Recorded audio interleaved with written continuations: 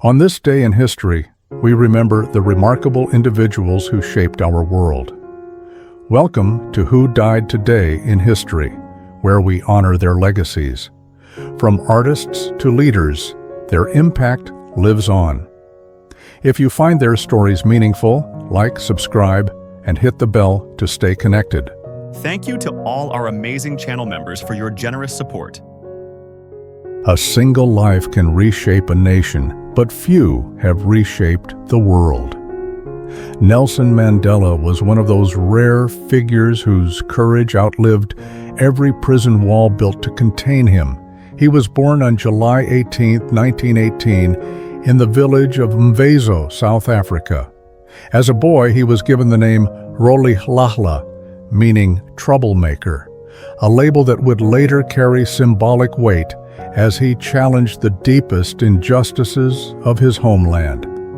Mandela's rise to global recognition began with his leadership in the African National Congress, where he fought against the brutal system of apartheid. His commitment to equality led to the Rivonia trial, and in 1964 he was sentenced to life in prison.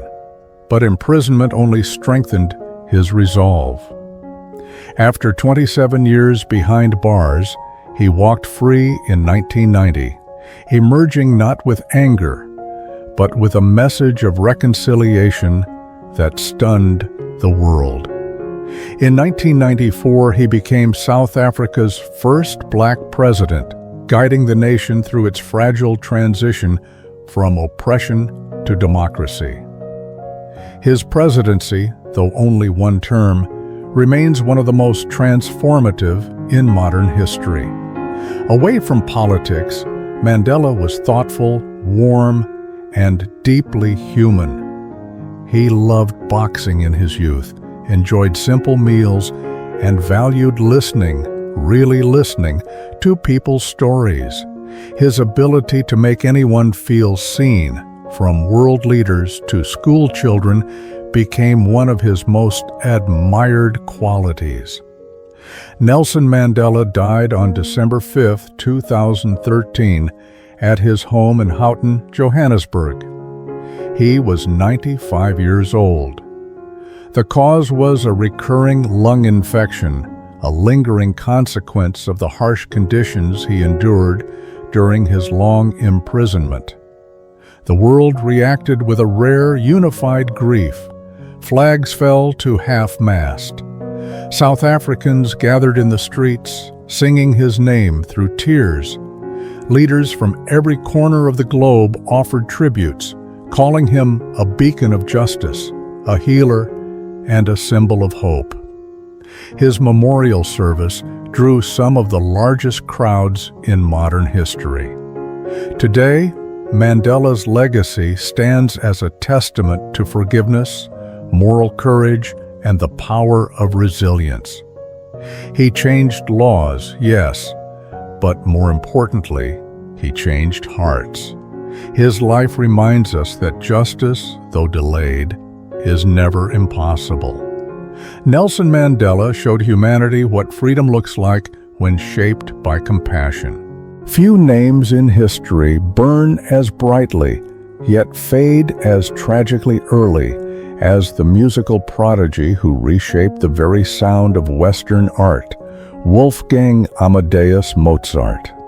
He was born on January 27, 1756, in Salzburg, Austria.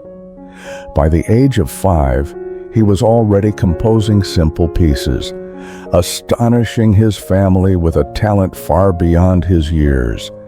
Mozart's rise to fame began almost as soon as he could reach a keyboard. As a child, he toured Europe with his sister Nannerl, performing for royalty and dazzling audiences who had never seen such effortless genius in someone so young.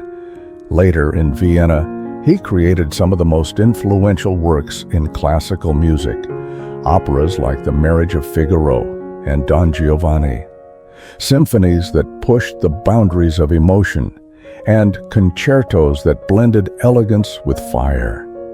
His creativity seemed endless, Even when finances were tight and critics were harsh, Mozart's music never lost its brilliance or daring spirit. Behind the public genius, however, was a man both playful and deeply sensitive. He loved jokes, enjoyed dancing, and adored his wife Constanza, with whom he shared a warm and loyal partnership. Yet he also carried a lifelong struggle with money, often living on the edge of debt despite the beauty he brought into the world. On December 5, 1791, Mozart died in Vienna at just 35 years old. The exact cause remains debated, though many believe he succumbed to a severe fever brought on by illness and exhaustion. He passed away in his home, still working feverishly on his unfinished Requiem, a piece that eerily reflected the fragility of his final days. News of his death spread quietly at first. Vienna, always a city of shifting tastes, mourned him modestly, and he was buried in a common grave, as was typical at the time for someone of his social standing. But among musicians and devoted admirers, the shock ran deep. Many recognized instantly that a once-in-a-century talent had been silenced far too soon. Today, Mozart's legacy is immeasurable. His music remains alive in concert halls, films, classrooms, and hearts across the world. He taught us how melody can dance, how harmony can ache, and how genius can speak long after a life ends. Mozart left this world young, but his music never stopped growing. A commanding presence on screen and a life filled with reinvention and unexpected turns. That was Cary Hiroyuki Tagawa, a man whose characters often cast long shadows, but whose talent simply shone. Cary Hiroyuki Tagawa was born on September 27, 1950, in Higashi Azabu, Tokyo, Japan. As a boy, he moved often. His father served in the U.S. military, and early on he adapted to change, speaking both Japanese and English and embracing a life of shifting identities. That adaptability would later define his career. His rise to global recognition began in 1987 when he landed a role in The Last Emperor, the Oscar-winning epic that opened doors in Hollywood. From there, his path traveled through blockbuster thrillers, war films, and cultural dramas. But it was his turn as Shang Tsung in the 1995 film Mortal Kombat that sealed his place in pop culture history. The suave menace, the unforgettable line, the presence that lingered long after the credits. Over decades, he reprised that role in multiple adaptations, while also appearing in films like Pearl Harbor, Planet of the Apes, and in the series The Man in the High Castle, a career spanning nearly 4 decades and more than 100 credits. Yet behind the bold villainy and screen power, there was a man of rare humility and complexity. Tagawa trained in martial arts, kendo, and Shotokan karate, and he carried a deep respect for discipline. He once said that his cultural heritage, his early life across continents, taught him empathy and fluid identity. He was more than a face on screen. He was a bridge between worlds. On December 4, 2025, at the age of 75, Cary Hiroyuki Tagawa died at his home in Santa Barbara, California. The cause was complications from a stroke, and he passed away surrounded by his children. The news swept through Hollywood and around the world almost instantly. Tributes poured in from fans, co-stars, and directors. Many remembered his calm precision on screen, how he could go from silent menace to philosophical villain with a single glance, and mourned the loss of a versatile, deeply committed actor. Today, his legacy endures in every cinematic world he helped build. From martial arts epics to dystopian dramas, from the reverent historical film to cult classic adaptations. Younger actors cite him as inspiration. Gamers still heed his voice as Shang Tsung. Movie lovers still recall his gravity, his presence, his haunted charisma. The characters live on, but so does the man behind them. His life reminds us that sometimes the loudest legacies echo not through quiet reflection, but through every roar, every whispered threat, every unforgettable performance. Sometimes a single presence can light up a screen so completely that audiences feel they've known that soul forever. Kirstie Alley was one of those rare figures. She was born on January 12, 1951, in Wichita, Kansas, a Midwestern girl who once dreamed more of design than acting. Before fame, she even worked as an interior designer long before cameras and stages ever entered her life. Her rise began in the early 1980s, and almost immediately she stood apart. Her breakthrough came in 1987 when she joined the cast of Cheers, stepping into the role of Rebecca Howe. It was a daunting task, replacing a beloved character in one of television's most successful sitcoms. But Alley didn't just fill the role, she transformed it. In 1991, she won both an Emmy Award and a Golden Globe, cementing her as a force in American comedy. A new generation met her in the Look Who's Talking films, where her warmth and wit helped turn a modest comedy into a global hit. Through the 1990s, she continued to shift between sitcoms, dramas, and films, proving again and again that she was never just one thing. She was endlessly adaptable. Away from the camera, Alley lived a life marked by passion and contradiction. She was fiercely loyal to her friends and famously outspoken, sometimes inviting controversy, sometimes admiration, but always remaining entirely herself. She also loved animals deeply, especially the many rescue pets she adopted throughout her life. On December 5, 2022, Kirstie Alley died at the age of 71 in Tampa, Florida. The cause was colon cancer, a diagnosis she had kept private, and her children revealed she had been surrounded by loved ones at the time of her passing. News of her death sparked an immediate wave of emotion across Hollywood and beyond. Former co-stars shared memories of her humor and her fierce, bright energy. Fans revisited old sitcom clips, remembering how her comedic timing could lift any mood. For many, it felt like losing a familiar friend, someone whose face had been part of their living rooms for decades. Today, her legacy lives on in the unforgettable characters she created, in the laughter she sparked, and in the boldness with which she approached every role and every challenge. Kirstie Alley showed us that brilliance is never quiet. It shines, it surprises, and it stays. A poised elegance, a commanding voice, and a presence that never seemed to fade, even long after the cameras stopped rolling.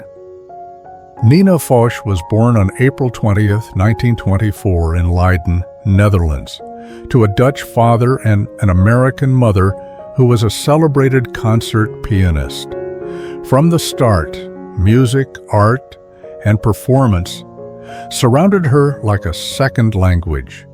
She stepped into Hollywood during its golden age, quickly turning heads with her striking looks and calm intensity. Her breakout came with An American in Paris in 1951, where she brought sharp wit and emotional depth to the screen. But it was her role as Bethia in Cecil B. DeMille's The Ten Commandments that cemented her place in film history. She could shift effortlessly from icy authority to deep vulnerability, a skill that made her one of the most versatile supporting actresses of the era. Beyond film, she enjoyed a respected stage career and earned praise for her work in television throughout the 1950s and 60s. Away from the spotlight, Nina was known for something few Hollywood stars of her generation embraced: teaching. She became a beloved instructor at the University of Southern California's School of Cinematic Arts, where she taught directing and the craft of working with actors. Generations of filmmakers remembered her not just as a star, but as a mentor who pushed them to feel, think, and reflect. On December 5, 2008, Nina Foch passed away at the age of 84 in Los Angeles. The cause was complications from myelodysplastic syndrome, a disorder affecting bone marrow. Her death marked the quiet end of a life devoted to both performance and education. The response was immediate. Former students, fellow actors, and directors spoke of her precision, her generosity, and her fierce commitment to craft. Many credited her with shaping careers and opening their eyes to the emotional truth of storytelling. Today, Nina Foch is remembered not only for the films that made her timeless, but for the lessons she left behind, lessons that still echo in classrooms, studios, and stages. She proved that a true legacy isn't just performed. It is taught, shared, and passed on. Her light may have dimmed, but her influence keeps burning. A single storyteller can reshape a nation's conversation, and few proved that truth more powerfully than Norman Lear. Norman Milton Lear was born on July 27, 1922 in New Haven, Connecticut. As a child, he discovered radio comedy during long nights spent listening beside a small wooden set, sparking a lifelong fascination with the rhythms of humor. His rise to fame was nothing short of revolutionary. After serving as a gunner in World War II, he moved into television writing, quickly climbing the ranks. Everything changed in 1971 with All in the Family, a show that dared to put real American tensions, race, politics, class, right at the dinner table. It was bold, it was uncomfortable, and it changed TV forever. Lear then created a string of groundbreaking hits: Maude, Good Times, and The Jeffersons. Each series carried his signature mix of comedy and social commentary. He didn't just entertain, he challenged, questioned, and pushed society forward, one episode at a time. Away from the writer's room, Lear was known for his fierce commitment to civic engagement. One lesser-known side of him was his passion for preserving America's founding documents. He even purchased a rare copy of the Declaration of Independence and toured it across the country so ordinary Americans could see it firsthand. On December 5, 2023, Norman Lear died at the age of 101 at his home in Los Angeles. The cause was natural, the quiet close to a century-long life filled with creativity, courage, and conviction. The world responded instantly. Actors, comedians, politicians, and everyday viewers celebrated him as a creator who opened doors and widened perspectives. Many reflected on how his shows gave voice to people rarely seen on television and sparked discussions that continue today. Social media filled with quotes, scenes, and tributes from generations who felt they had grown up with him. Today, Norman Lear stands as one of the most influential figures in American television. His stories still air, still resonate, still remind us that laughter can be a bridge, and that art can shape culture as deeply as politics or history. He proved that comedy, when used with heart and honesty, can change the world. Some stars shine quietly, yet their presence lingers for generations, shaping the stories we grow up with without ever demanding the spotlight. Beverly Garland was born on October 17, 1926, in Santa Cruz, California. As a young girl, she moved often, and those constant changes sparked her ability to adapt, a skill that later helped her thrive in Hollywood's unpredictable world. Her rise to fame began in the 1950s, when she carved out a place for herself in tough, emotionally complex roles. She earned early acclaim in the film DOA, and soon became known for her portrayals of strong, resilient women, characters rarely seen at that time. But it was television that made her a familiar face across America. She starred in Decoy, the first TV series to feature a female police officer as the lead, breaking new ground for women on screen. Later, she reached an even wider audience with beloved roles in My Three Sons, Scarecrow and Mrs. King, and Seventh Heaven. Whether dramatic or warm-hearted, she played each part with a grounded sincerity that made viewers feel they knew her personally. Away from acting, Garland had a surprising passion. She was a dedicated hotel owner. She and her husband managed several boutique hotels in Los Angeles, and she took genuine joy in greeting guests, decorating rooms, and creating a welcoming atmosphere filled with charm and character. On December 5, 2008, Beverly Garland died in Hollywood at the age of 82. The cause was complications from a long battle with illness, and she passed peacefully at her home, surrounded by her family. News of her death brought a wave of affectionate tributes from co-stars, fans, and industry colleagues. Many remembered her as both a pioneer and a nurturing presence, someone who lifted others up while quietly pushing boundaries in her craft. Her performances were replayed in countless memorial segments, reminding viewers how often she had been part of their lives. Today, Beverly Garland is remembered as a trailblazer of early television, an actress who helped broaden the roles available to women, and a warm figure whose work continues to comfort audiences. Her legacy lives on not through fame, but through the steady, sincere humanity she brought to every role. She proved that even the gentlest presence can leave an unforgettable mark. Some artists leave behind a presence so powerful that even after they're gone, their voice, their movement, their very aura still feels alive in the air. Marilia Pera was born on January 22, 1943, in Rio de Janeiro, Brazil. She grew up backstage, literally. Her parents were actors, and she took her first steps on stage before she even learned to write her own name.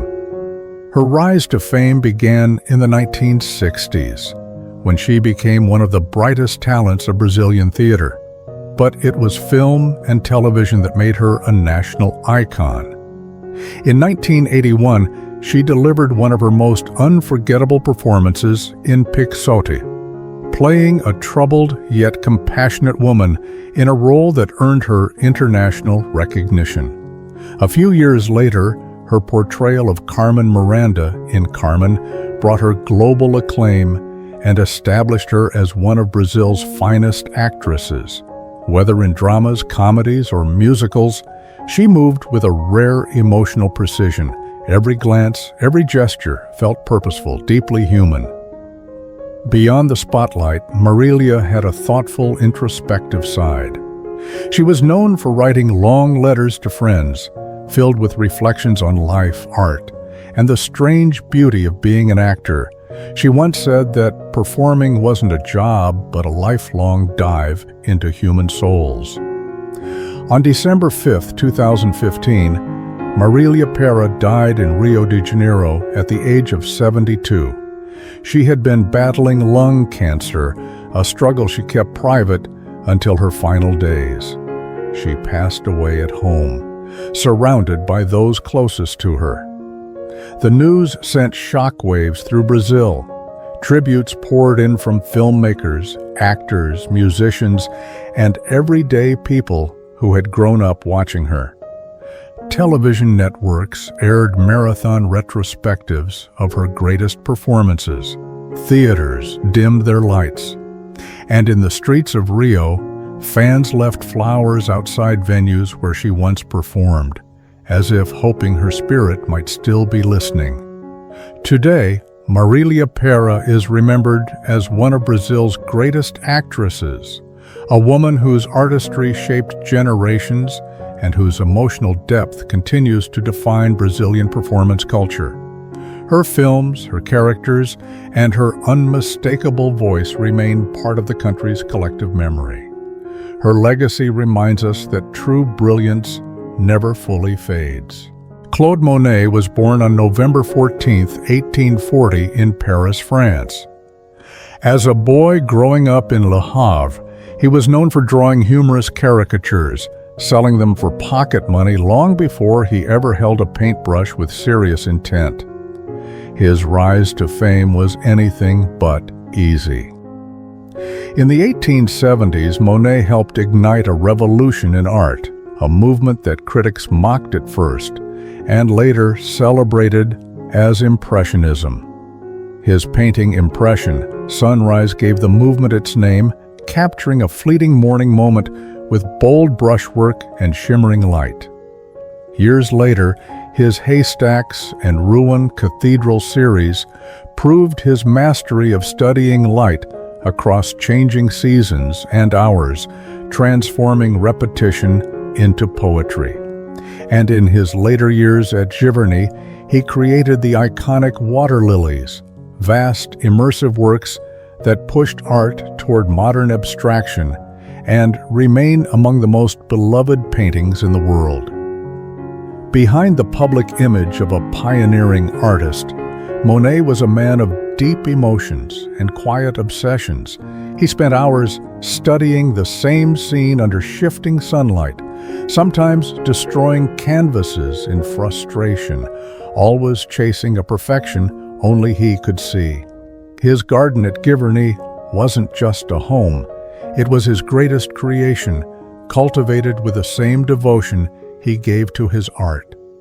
On December 5, 1926, Claude Monet died at the age of 86. The cause was lung cancer, and he passed away in his home in Giverny, surrounded by the flowers and ponds that had inspired his most transcendent work. News of his death spread quickly across France and the wider art world. Critics, fellow painters, and admirers mourned the passing of a man who had changed the language of painting. His funeral was modest, in keeping with his wishes, but the sense of loss was immense. An era had quietly ended. Today, Monet's legacy shines brighter than ever.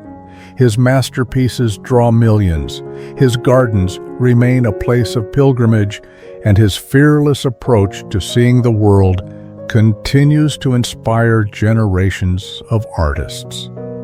His life reminds us that beauty, once captured sincerely, can outlive the one who first imagined it.